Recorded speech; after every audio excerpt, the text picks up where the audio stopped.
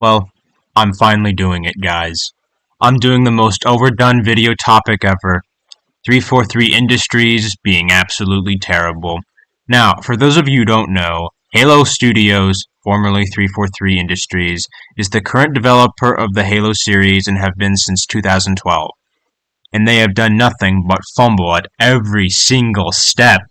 And I'm going to cover their biggest failures. Also, I'm going to refer to them as 343 because that's who they really are. This rebrand does nothing. Halo Anniversary is an absolute disgrace of a remaster. For one, it doesn't use the real Halo 1, i.e. the Xbox version. It uses the fucking broken Gearbox PC port. This port has a lot of graphical issues, such as Captain Keyes using the wrong model, and missing graphical effects like Assault in the Control Room sky not having fog, or almost any plasma-related effect not working right. Now, they also added an option for updated graphics, and nobody likes them, for obvious reasons.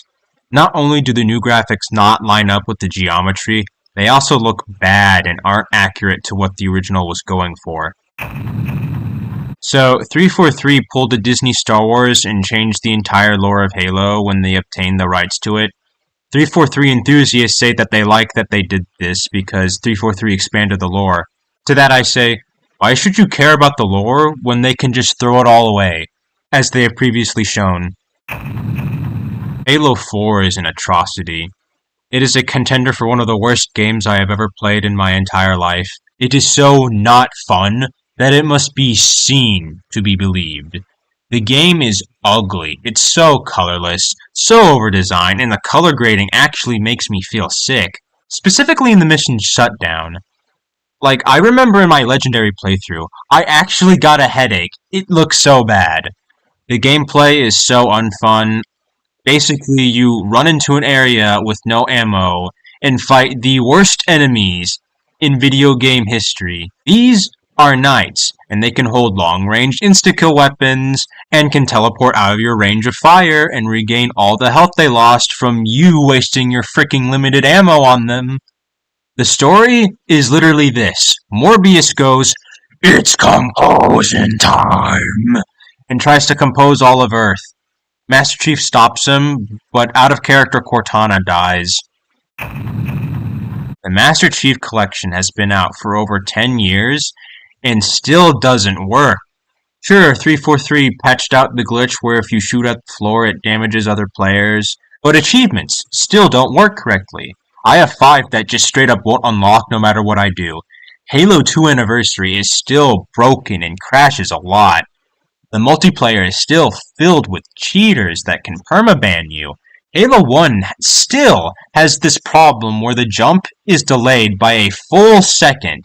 It's been 10 years, and the best way to play all the games on the Master Chief Collection is their original versions on OG Xbox and 360. Halo 5 nearly killed the franchise. Nuff said.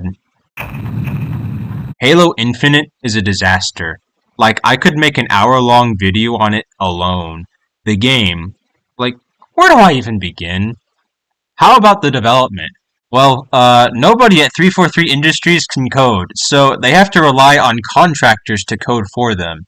And for this game, they built a new engine called Slipspace. But remember, this engine was built by contractors. And do you know what contractors all have to do eventually? Leave! So, the contractors leave, and the new ones come in and have to pick up where the last ones left off. But this Slipspace engine is entirely foreign to them, so they have to learn it. So they spend their entire time on the game learning the engine, and when they finally get the hang of it, they have to leave. Rinse and repeat. So, that's the reason why Halo Infinite cost $100 million and has no content. Like, what do I even say?